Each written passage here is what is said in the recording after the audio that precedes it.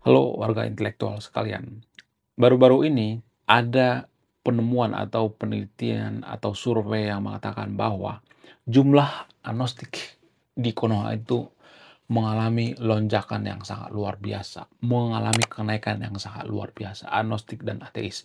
Tapi disclaimer on ya, saya tidak nyuruh yang nonton video untuk jadi ateis ataupun agnostik ya. Tapi kalau saya perhatikan ya, justru negara si paling beragama seperti Konoha misalnya, kita tuh kan negara si paling beragama ya, salah satu negara paling rajin beribadah di dunia. Kita tuh dikit-dikit agama, apa-apa agama. Tapi banyak tuh ya pemuka-pemuka agama di Konoha tuh yang korupsi, korupsi gila-gilaan, mantan kemenak terjerat yang namanya kasus korupsi. Kemudian apa? Kemudian kitab suci dikorupsi. Kemudian apa? Kemudian ya pemuka-pemuka agama itu melakukan hal-hal yang tidak bermoral seperti memperkaos ya. Seperti yang baru-baru ini viral kan di media sosial tuh, ya ada tuh yang kiai yang memperkaos santrinya ya, santriwatinya yang diundang di podcastnya Richard Lee itu ya, viral tuh di media sosial. Banyak tuh ya komentar-komentar di channel ini yang nyuruh saya bahas itu ya, kiai apa sih namanya? Lupa saya. Pokoknya kiai ya dari Jombang atau Jawa Timur ya kalau nggak salah ya. Kiai itu yang diundang di podcastnya Richard Lee dan korbannya dipakai topeng ya, 2 orang tuh cewek diinterogasi ya. Saya salut dengan Richard Lee ya. Richard Lee berusaha memperbaiki agama mayoritas di Konoha walaupun susahnya minta ampun. Ya, saya salut dengan Richard Lee. Saya dukung Richard Lee pindah agama, nggak jadi masalah ya. Kalau Anda bisa memperbaiki agama mayoritas di Konoha, tapi menurut saya itu sangat-sangat susah sekali ya. Kalau Anda seorang diri. Kemudian ya, yang kalau saya perhatikan ya, justru negara-negara agnostik itu seperti negara Skandinavia misalnya, negara-negara Nordik ya, Norwegia, Finlandia, Swiss dan lain sebagainya. Justru mereka adalah negara yang paling bersih dari korupsi. Sementara Konoha mengatakan ya kita adalah negara si paling beragama ya, bahkan kita menempatkan di Pancasila itu ketuhanan yang Maha Esa. Sila pertama. Harus sila pertama. Dulu kan di Pancasila itu kan sila pertama itu bukan ketuhanan yang Maha Esa, guys. Tapi ya, karena desakan-desakan daripada warga Konoha yang si paling beragama, maka di Pancasila itu disebutlah ketuhanan yang Maha Esa. Walaupun Tuhan itu ya bisa aja bukan Esa ya kan. Bisa aja Tuhan itu tidak seperti yang kita pikirkan ya kan. Jadi masih bisa dipertanyakan. Jadi orang-orang luar itu ya mohon maaf ya saya tidak sedang menggiring yang nonton video untuk tidak menyukai Pancasila ya nggak jadi masalah Pancasila itu baik kok tapi kalau di negara luar itu kalau kita mencampur adukan antara agama dengan negara seperti Pancasila misalnya ketuhanan yang Maha Esa maka mereka akan ketawa guys karena apa? Karena agama itu kan ranah privasi agama itu kan ciptaan manusia menurut pandangan mereka ya, bukan menurut pandangan warga Konoha. Ya karena di Konoha itu kan hal seperti kan sensitif ya. Orang-orang yang tinggal di negara maju itu kan mereka berprinsip bahwa agama ciptaan manusia. Bagaimana mungkin kita ya menempatkan sesuatu hal yang irasional yaitu agama terhadap negara. Jadi mereka tidak mau itu. Makanya di negara-negara maju itu mereka tidak mencampur adukan antara agama dengan urusan negara. Jadi di negara maju itu Pancasila itu nggak diterima. Kalau Pancasila itu diterima negara maju, mereka akan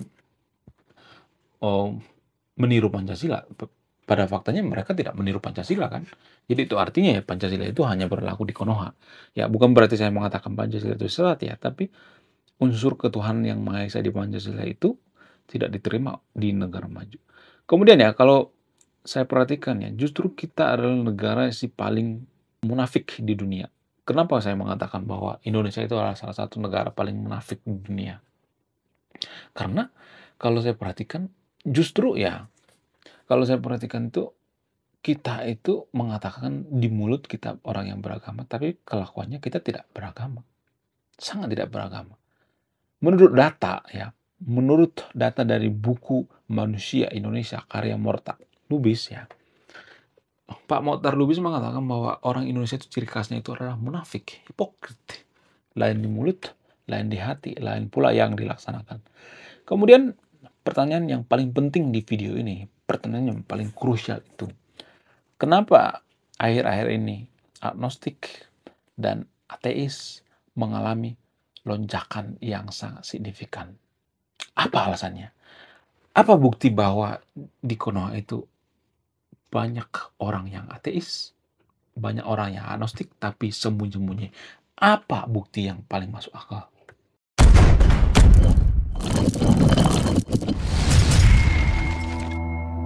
Salah satu bukti paling masuk akal kenapa saya mengatakan bahwa ada lonjakan yang sangat signifikan penganut agnostik atau agnostik rame-rame di Konoha, tapi mereka tidak serta-merta menampakkan dirinya. Ada banyak agnostik dan ateis di Konoha itu, salah satu yang paling masuk akal itu indikasinya itu karena baru-baru ini ada gugatan terhadap Mahkamah Agung yang ada di Konoha, di mana banyak anak-anak muda menggugat ke Mahkamah Agung supaya kolom agama di KTP itu dihapuskan. Kenapa? Karena mereka menganggap bahwa agama itu ranah privasi. Kenapa banyak orang yang menggugat ke Mahkamah Agung hal seperti ini? Apa alasannya? Ya karena banyak lonjakan agnostik atau ateis. Mereka berpikir, ngapain kita memasukkan agama di KTP? Oh, agama itu kan privasi. Apakah itu ada mempengaruhi kemajuan suatu bangsa? Enggak kan? Kita memasukkan agama di KTP, apakah berpengaruh kepada kemajuan? Enggak kan? Justru ya kalau saya perhatikan ya, negara yang menjunjung tinggi yang namanya ya agama di KTP itu justru nggak maju-maju amat. Di luar negeri, di Norwegia, Finlandia dan sebagainya nggak ada tuh ya di KTP dimasukkan agama, nggak ada tuh. Mau lu menyembah kambing kayak menyembah batu kayak menyembah batu hitam kayak menyembah batu merah kayak menyembah batu bulat kayak baju lonjong kayak menyembah bulan, menyembah bintang, menyembah apapun, menyembah SpongeBob. Yang penting kelakuan lu bagus. Kelakuan lu nggak merugikan orang lain. Ya, yang penting lu jangan korupsi deh. Yang penting lu jangan korupsi kitab suci. Yang penting lu jangan jadi telolit. Yang penting lu jangan memperkaos santriwati. Itu yang paling utama. Ya, bukan ngaku-ngaku sih paling beragama. Oh, Tuhan saya 1,5. Oh, Tuhan saya 2. Tuhan saya 1. Ya, Tuhan itu 1. Nggak penting ya. Pembahasan seperti ini nggak penting dengan orang maju. Mau Tuhan lu 5 kayak, mau Tuhan lu 2,5 kayak, mau Tuhan lu 1,5 kayak, 1/4 kayak, nggak jadi masalah. Yang penting kelakuan lu. Ya, yang penting lu jangan sempat mengkorupsi yang namanya kitab suci ya. Lu jangan merugikan orang lain. Ya, lu jangan sempat ya membunuh orang lain. Itu yang jadi permasalahan. Itu yang paling penting daripada pembahasan apakah Tuhan itu 1,5 atau 2,5 atau 3. Nggak penting ya. Mau 5 kayak mau 10 kan nggak penting. Yang penting apa? Yang penting lu berkelakuan baik. Itu inti daripada beragama di negara maju. Nah, kalau kita berpikir secara rasional misalnya ya, agama-agama lokal ya, agnostik ya. Jadi agama lokal itu kan bisa dikategorikan seperti agnostik ya.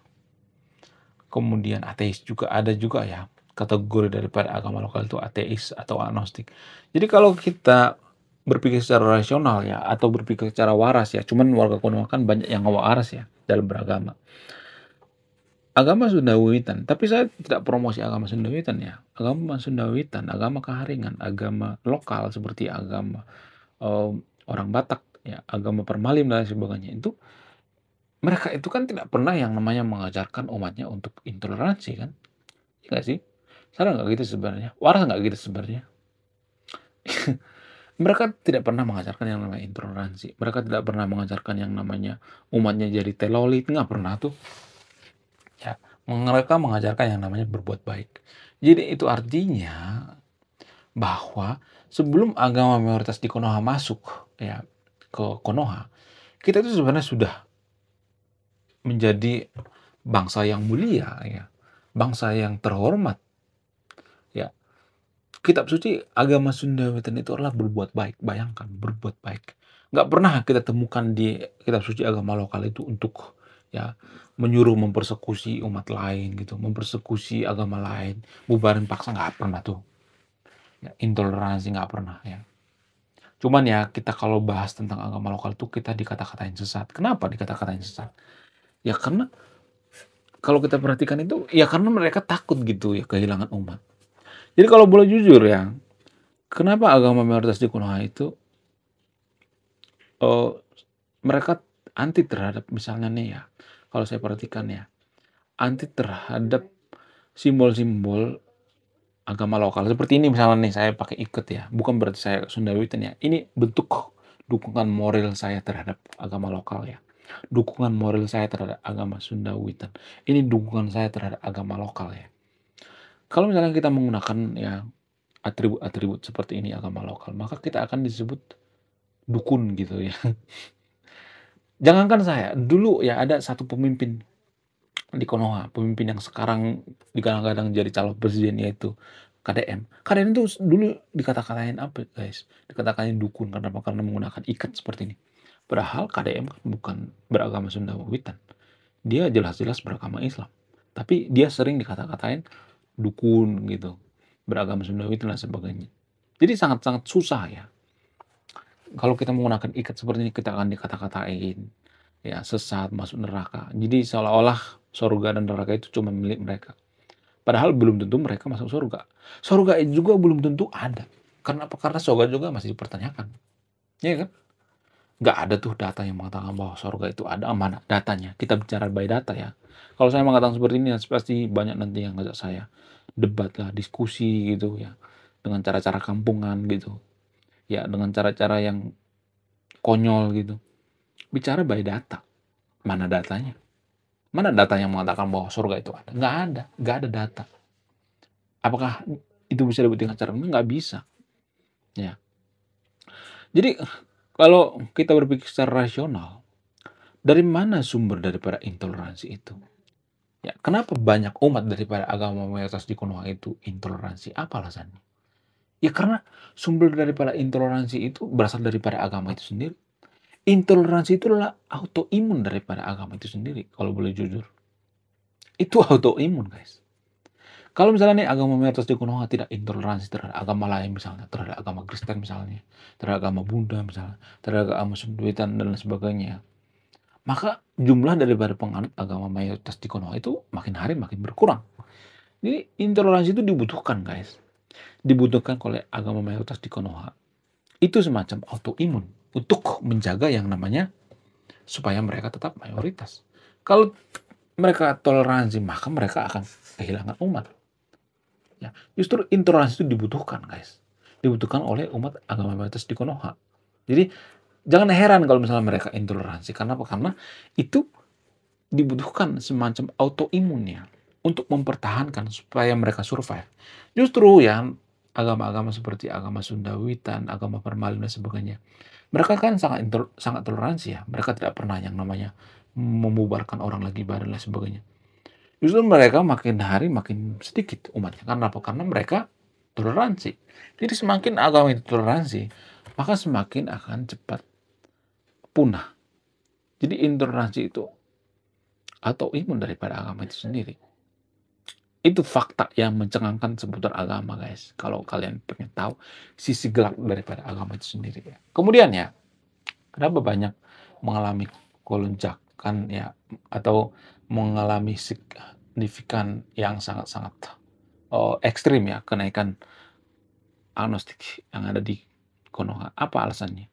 Ya karena mereka kecewa terhadap pemuka agama. Mereka melihat kelakuan dari pemuka agama ya. Bahkan mantan Menak, Menteri Agama sekalipun terlibat yang namanya kasus korupsi. Bagaimana mungkin Menteri Agama ya sekelas Menteri Agama terlibat yang namanya kasus korupsi? Ini yang mereka protes. Mereka frustasi, mereka nggak mau gitu ya. Nggak mau oh, dibodohi, dibohongi gitu. Cuman ya, umat daripada agama mayoritas di Konoha itu masih banyak yang tidak waras gitu. Mereka banyak yang fanatik. Orang yang fanatik itu adalah orang yang kelainan jiwa, guys. Orang yang fanatik dalam beragama itu menurut data ya, menurut data dari Halodoc ya. Jadi kalau mau bantah, bantah pakai data ya. Saya tidak asal manggap. Menurut data dari Halodoc, orang yang fanatisme berlebihan itu adalah orang yang sakit jiwa. orang yang kelainan jiwa. Makanya saya tidak meladeni orang yang ngajak berdebat gitu ya. Orang yang beragama, yang fanatik mengajak berdebat itu saya nggak meladeni. Karena apa? Karena mereka kelainan jiwa. Ya. Orang yang fanatik berlebihan dalam beragama itu adalah orang yang bermasalah secara kejiwaan. Kenapa? Karena mereka mati-matian membela bahwa agamanya mereka yang paling benar, agama mereka yang paling suci, mereka yang punya sorga, padahal mereka tidak pernah ke sorga.